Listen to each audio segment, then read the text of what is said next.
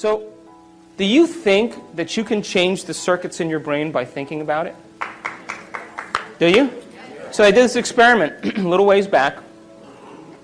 They took these people who never played the piano before. You guys with me? And they separated them into 4 categories, and they said, listen, we're going to scan your brains before you learn these exercises, and then we're going to scan your brain after. And all you have to do is show up for 2 hours a day in practice for 2 weeks. Okay? And just follow the instructions.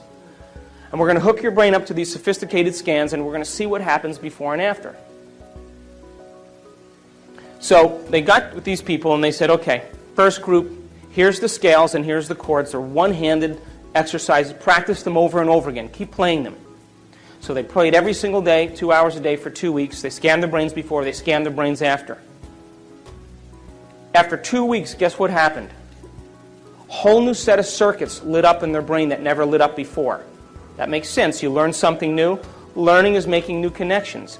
Repeating it over and over again is sustaining or maintaining those connections, and that's called memory. So they memorized what they were doing by physically practicing or personalizing what they learned. Make sense? Standard, simple. They took the second group of people and they said, listen, we want you to play 2 hours a day for 2 weeks. We're going to scan your brain before and after, but you know what we're going to do? We're not going to tell you how to play anything. You just come and do whatever you want. Play whatever you want. So at the end of 2 weeks, guess what happened to them?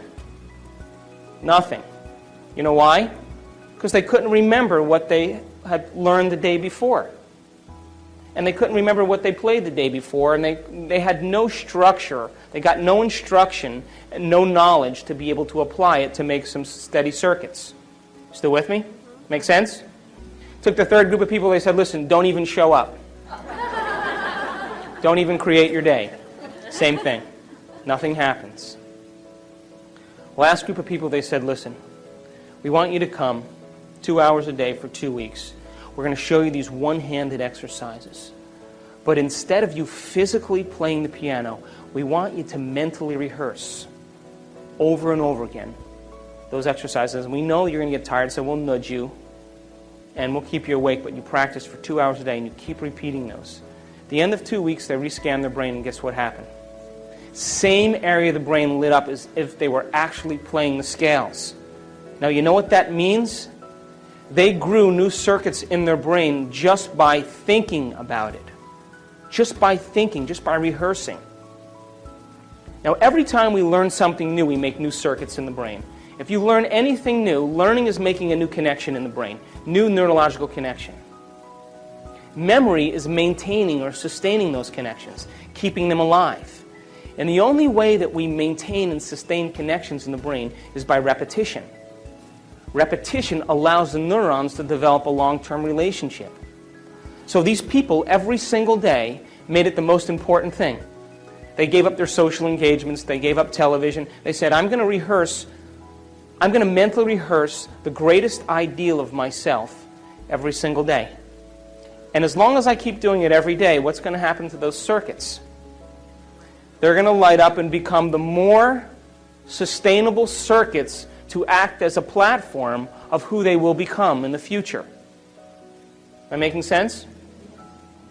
Now, the last thing that they had in common, which I find the most important, is that during this process of rehearsal, while they were sitting down rehearsing who they were going to be, just like the piano players, rehearsing over and over again, they had long moments where they lost track of time and space. In other words, they became so involved with what they were doing that when they opened their eyes or they lifted up their eye masks or when they turned the lights on in the room, it was 2 hours later and it only seemed like 5 minutes. They were so involved with what they were doing that they lost the feedback of the body, they lost the feedback from the environment, and they lost track of time. And the moment that that happens, geniuses, that's the moment we walk through the door to the quantum field. And that is the moment, by the way, according to neuroscience, that we repattern and rewire the brain. And by the way, guess what part of the brain is the most active when we do that? Frontal lobe, because isn't it true that we're making thought more real than anything else in that moment? And because the frontal lobe is the orchestra leader, it has its connections to the rest of the brain. And what it does is it quiets down the association centers, the thinking centers. It quiets down the motor centers. You don't want to move, you get still. It quiets down the emotional centers. And the only thing that's real is the thought. And when we capture that thought in the frontal lobe, when the frontal lobe captures it, as we hold that thought there, what happens is the rest of the neurons in the brain will pattern and make circuits to capture that thought and reflect it as a footprint of whatever we're focusing on. Does that make sense? Because it's as if we're experiencing it.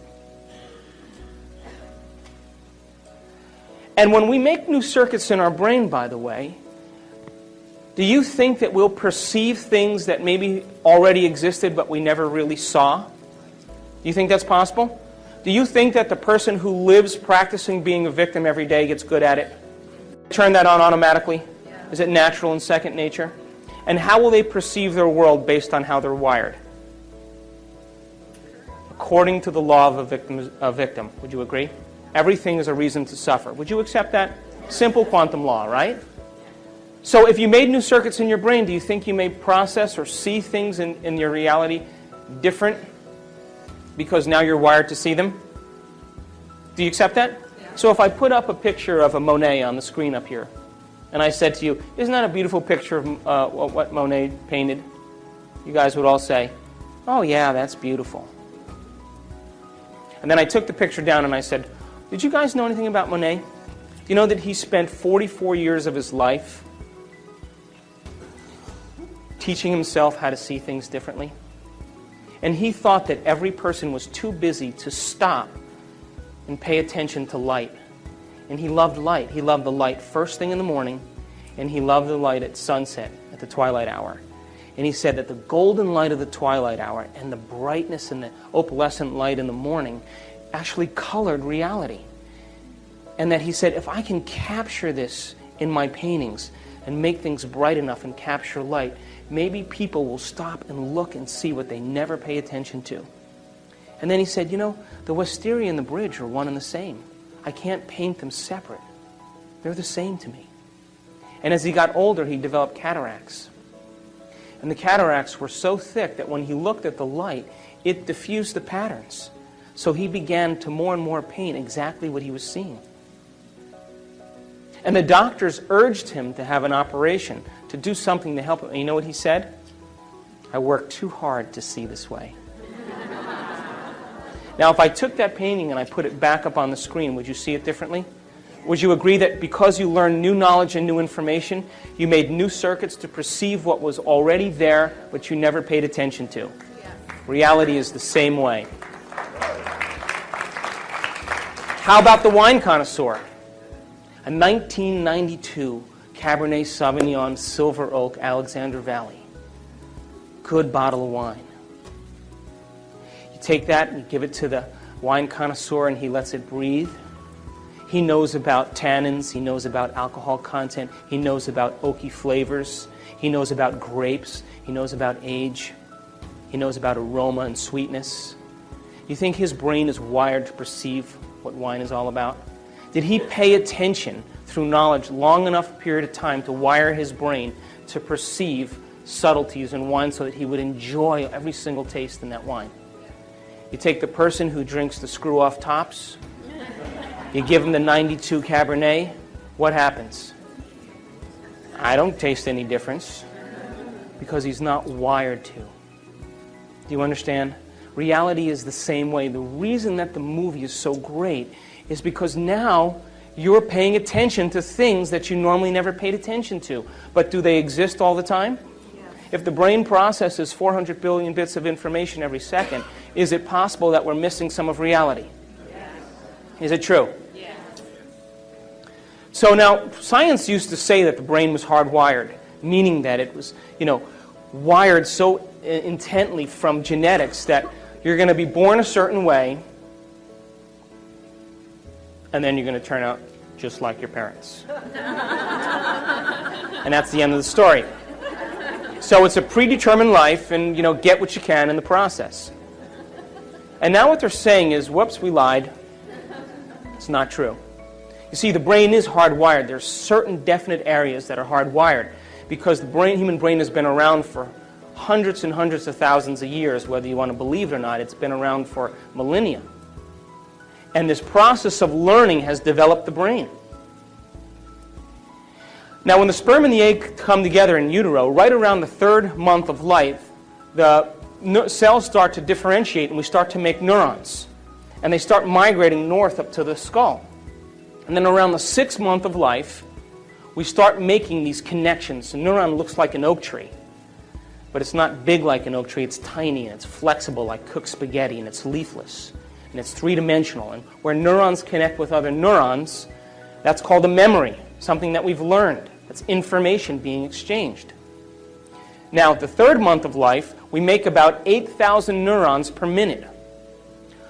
At the 6th month of life, those neurons start making connections, and we make about 4 million connections a second, all the way through the time we're 2 years old.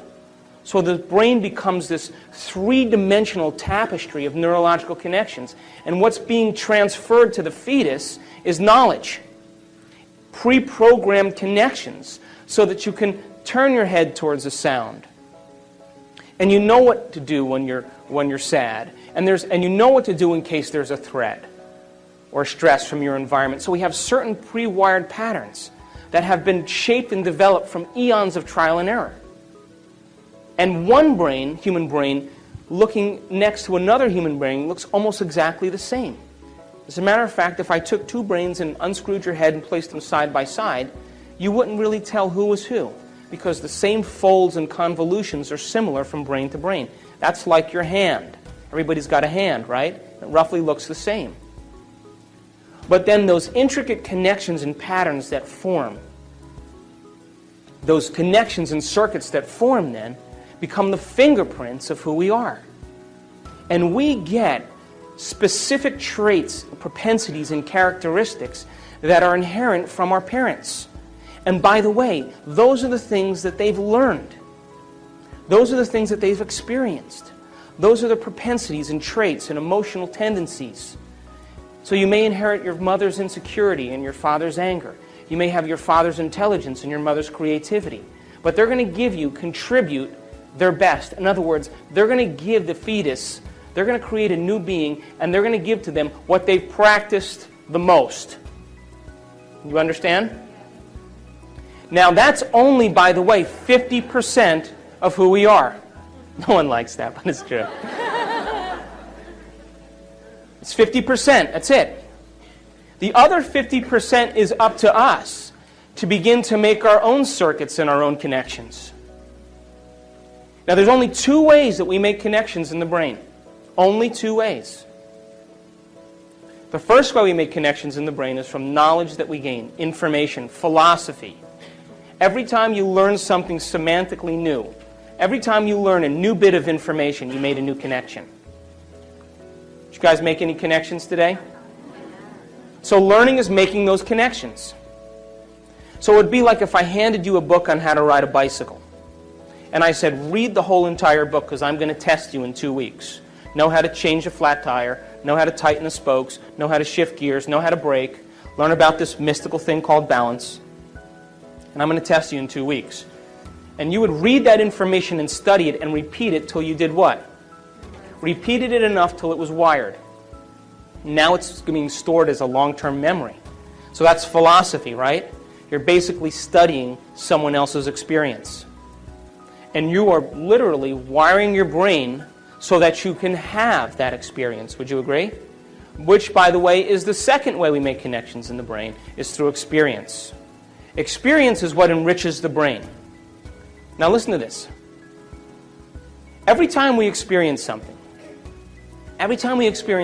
new, when we're experiencing it, all of our 5 senses are immersed in the process. What we're seeing and smelling and tasting and feeling and hearing, all of our 5 senses are picking up information from the environment and sending a rush of data back to the brain. And through these 5 pathways, this rush of data through 5 different ways causes neurons in the brain to fire and sting. And when they do that, they release these chemicals called neurotransmitters that make us feel a certain way. So the end product of an experience is called an emotion or a feeling. Still with me? So then, if an emotion or a feeling is the end product of an experience, then, if we keep experiencing the same emotions every day, what does that tell us? We're not having any new quantum law apply to that?